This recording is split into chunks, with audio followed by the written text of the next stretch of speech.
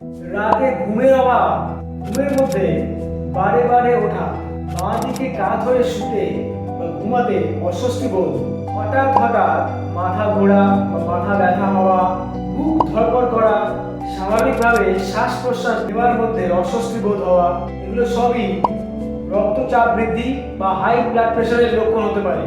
রক্তবাহী ধমনীগুলো রুগ্ন বা দুর্বল হয়ে গেলে স্বাভাবিকভাবে ওর ভেতর থেকে রক্তস্রোত প্রবাহিত হতে পারে না, ফলে বাধ্য হয়ে আমাদের হার্ট বা হৃদযন্ত্রকে বেশি প্রেসার ক্রিয়েট করতে হয় আমাদের ধমনীর মধ্যে দিয়ে রক্তের স্রোতকে পাঠানোর জন্য। তখনই সৃষ্টি হয় উচ্চ রক্তচাপ বা হাই ব্লাড প্রেশার। পাশ্চাত্য চিকিৎসা শাস্ত্রের মতে রক্তের চাপ যদি 155 মিলিমিটারের বেশি থাকে তাহলে সেটি উচ্চ রক্তচাপ, এবং 110 মিলিমিটারের নিচে থাকলে সেটি নিম্ন রক্তচাপ বা লো ব্লাড প্রেশারের রোগ বলা হয়। বয়স অনুযায়ী আপনি আপনার স্বাভাবিক রক্তচাপ সম্বন্ধে অবগত হতে পারেন। প্রথম পদ্ধতিতে 120 মিলিমিটারের সঙ্গে আপনার বয়সের 1/5 যোগ করলে যেটা হবে সেটা হচ্ছে আপনার রক্তের চাপ।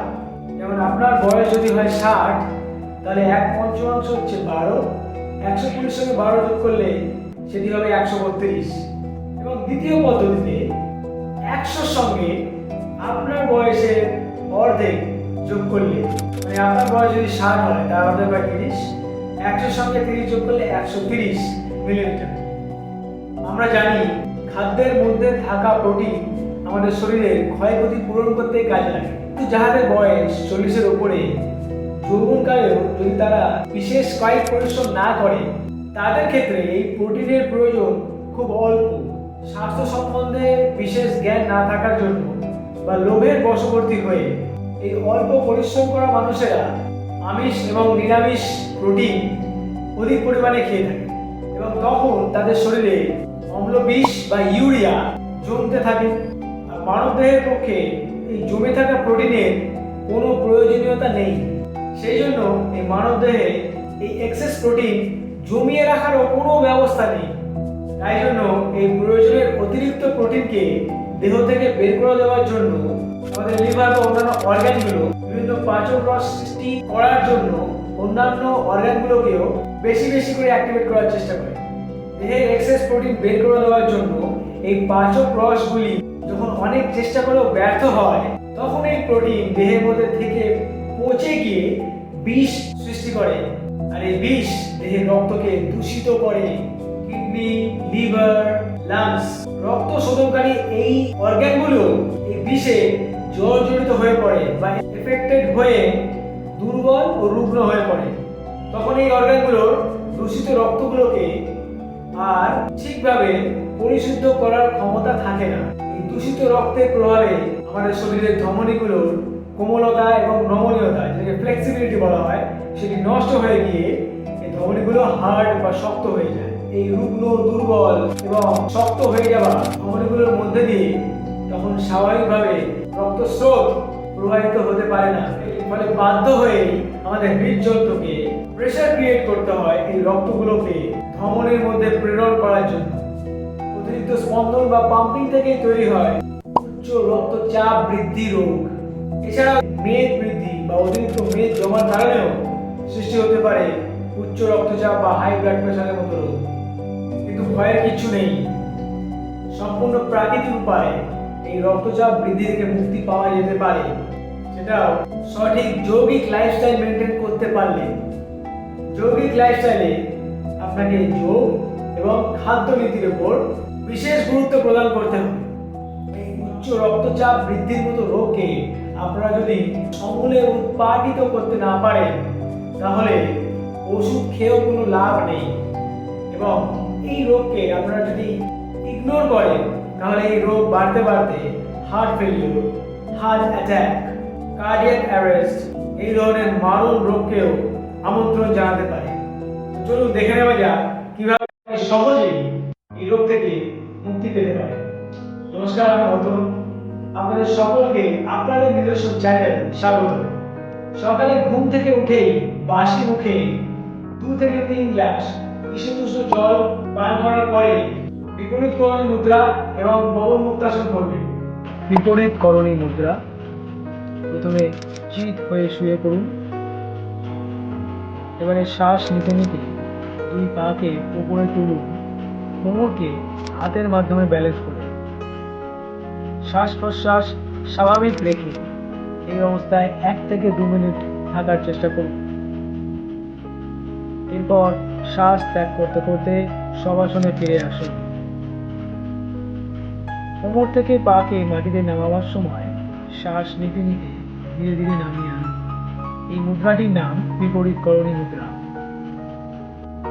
অবমুক্তাসন। শ্বাস নিতে নিতে ডান পা বুকের উপর চেপে ধরতে হবে এবং শ্বাস ছাড়তে ছাড়তে পাকে রিলিজ করতে হবে। এইভাবে বাম পায়েও একইভাবে এটি অভ্যাস করতে হবে। এরপরে দুটো পা একসাথে দম নিতে নিতে বুকের উপর চেপে ধরতে হবে এবং দম ছাড়তে ছাড়তে পাটি রিলিজ করতে হবে। এই আসনটির নাম পবন মুক্তাসন। এই দুটি আসন করার পরেই আপনার পেট পরিষ্কার হবে। পেট পরিষ্কার হয়ে গেলে আপনার যদি বাথটাব থাকে তাহলে বাথটাবের মধ্যে নাভি পর্যন্ত জলের মধ্যে বসে অগ্নিসার ধৌতি নাম্বার 1, অগ্নিসার ধৌতি নাম্বার 2 এবং সহজ অগ্নিসার ক্রিয়া এগুলি করবেন। অগ্নিসার ধৌতি নাম্বার 1,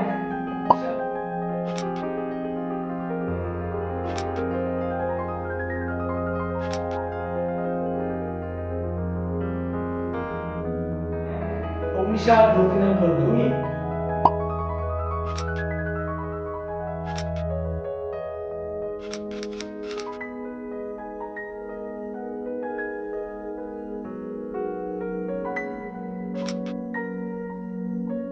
এবং সহজ অগ্নিসার ক্রিয়া।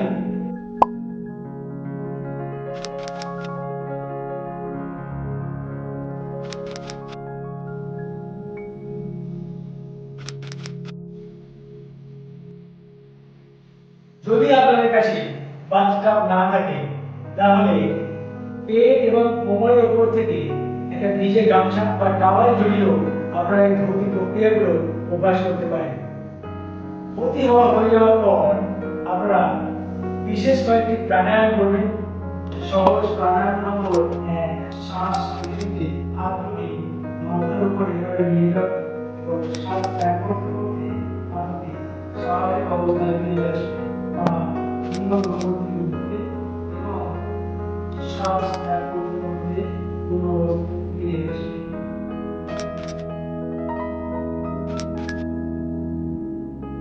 2 নম্বর সহজ প্রাণায়ামে ধীরে ধীরে শ্বাস গ্রহণ করার পর এইভাবে মুখ থেকে গভীরভাবে শ্বাস ত্যাগ করতে হবে। নাক দিয়ে শ্বাস গ্রহণ করতে হবে এবং মুখটাকে পাখির ঠোঁটের মতো শুরু করে ধীরে ধীরে শ্বাস ত্যাগ করতে হবে। এটি সহজ 2 নম্বর প্রাণায়াম। বাম নাক থেকে শ্বাস গ্রহণ করা শুরু করতে হবে এবং ডান নাকে শ্বাস ত্যাগ। যেই নাকে শ্বাস ত্যাগ সেই নাকে আবার গ্রহণ করে অপোজিট নাকে আবার ত্যাগ করতে হবে। এটি সহজ 7 নম্বর প্রাণায়াম বা অনুলোম বিলোম প্রাণায়াম।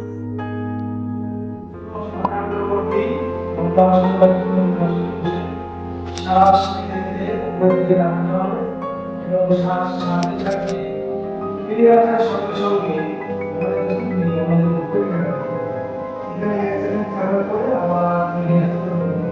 এটি সহজ প্রাণায়াম। সন্ধ্যায় ভ্রমণ প্রাণায়াম অভ্যাস করবেন 15 মিনিট থেকে 30 মিনিট।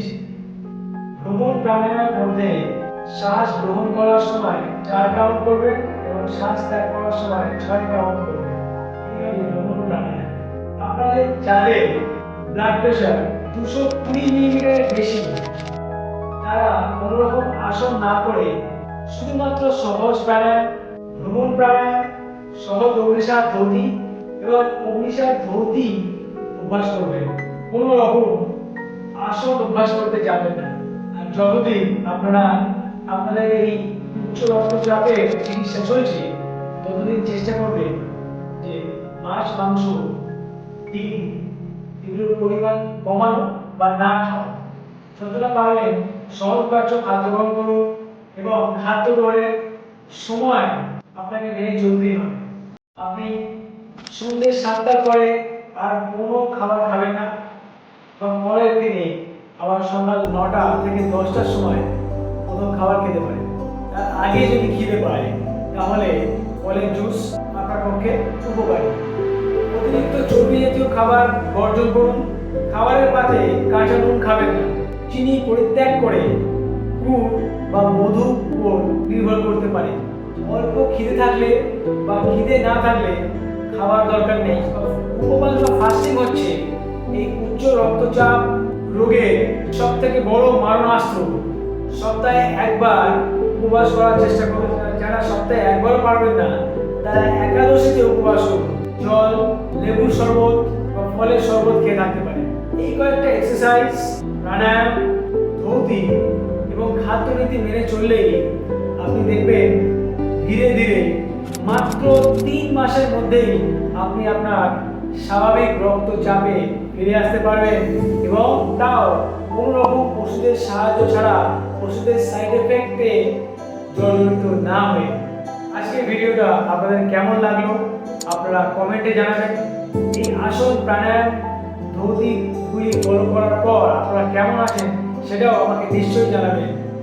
আপনাদের বন্ধু বান্ধব বা আত্মীয় পরিজন যারা উচ্চ রক্তচাপের রোগে বা প্রাথমিক হৃদয়গঠিত রোগে ভুগছেন তাদের সঙ্গে অবশ্যই ভিডিওটি শেয়ার করবেন, যাতে তারাও এই ভিডিও থেকে উপকৃত হন। নমস্কার, সকলে ভালো থাকবেন। আর আমাদের এই চ্যানেলটি সাবস্ক্রাইব করতে ভুলবেন না। চ্যানেলটি সাবস্ক্রাইব করার মাধ্যমে আপনারা আমাদেরকে মোটিভেট করবেন বা অনুপ্রাণিত করবেন, যাতে আমরা এই ধরনের ভিডিও আরো আপনাদের কাছে তুলে ধরতে পারি, এবং আমরা যে মিশন নিয়ে এগিয়ে চলেছি মানব সেবার জন্য এবং মানব সভ্যতাকে যৌগিক পদ্ধতিতে রোগমুক্ত করার উদ্দেশ্যে সেটি সফল করতে পারি। সকলে ভালো থাকবেন। খুব শীঘ্রই দেখা হবে পরবর্তী ভিডিওর সাথে। নমস্কার।